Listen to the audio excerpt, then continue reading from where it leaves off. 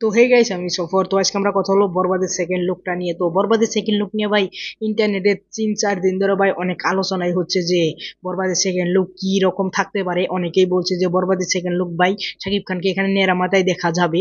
Highly chance আছে শাকিব খানকে এখানে নেড়া মাথায় দেখা যেতে পারে বরবাদের সেকেন্ড লুক হিসাবে। তো যদি নেড়া মাথা হিসাবে শাকিব খানকে বরবাদে আমরা দেখতে পারি, তাহলে কি বরবাদ সিনেমাটার প্রমোশন এক্সট্রা বেড়ে যাবে, না বরবাদের ক্ষতি হবে? তো যদি নেরামাতে আমরা শাকিব খানকে দেখি, তাহলে এর আগে আমাদের মনে হয় না যে শাকিব খানকে আমরা নেরামাতায় কোনো সিনেমায় দেখছি।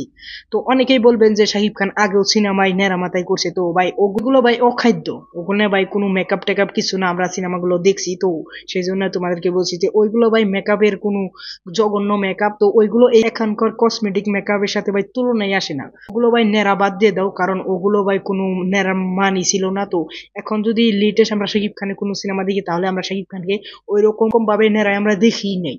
তো এখন যদি নেড়ামাতে আমরা দেখি, তাহলে আমরা অবশ্যই সারপ্রাইজ হয়ে যাব। এবং কি শাকিব খানকে দেখতেও ভাই অনেকটাই সুন্দর দেখা যাবে যেবাদের লুকে। ওইখানে আমরা শাহরুখ খানের সাথে কম্পেয়ার করতে পারি। যখন শাহরুখ খানের জবান সিনেমাটা আসলো, সিনেমাটা একটা প্রিভিউ আসলো, তো ওই প্রিভিউ আমরা শাহরুখ খানের নেড়ামাথায় দেখতে পেলাম। এবং কি ওইটা নিয়ে ভাই অনেক অনেক আলোচনা হয়েছে যে শাহরুখ খান জবানে ভাই নেড়ামাথায় থাকতে যাচ্ছে। এই কথাটা নিয়ে ভাই অনেক অনেক প্রমোশন হয়ে গেছে।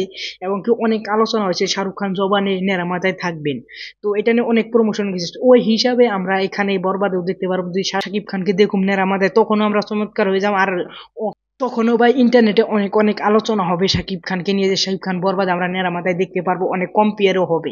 যখনই কম্পেয়ার হবে, যখনই আলোচনা হবে, তখনই ভাই বরবাদের হাইপ গুলো আরো উপরে চলে যাবে, আরো মানুষের কাছে পৌঁছে যাবে।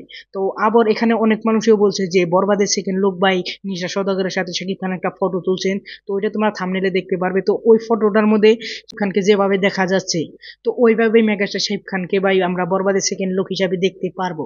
তো এটা সেকেন্ড লুক না থার্ড লুকও হতে পারে, সেটা কনফার্ম না। তো এখনো গ্যারান্টি নেই যে বরবাদের নেরামাতাই থাকবে সেকেন্ড লুকে, না ওই লুকটা থাকবে। তো নেরামাতাটা আমার হিসাবে 85% বাই চান্স থাকতে পারে যে ওই নেরামাতাটা থাকতে পারে বরবাদে। যদি থাকে তাহলে ভাই ইন্টারনেট ব্লাস্ট হয়ে যাবে জবানের মতো। আর যদি নিশা সওদাগরের সাথে যে ফটোটা তোমরা দেখতে পেলে থাম্বনেলে, ওরকম যদি থাকে তাহলেও বা ইন্টারনেট ফেটে যাবে।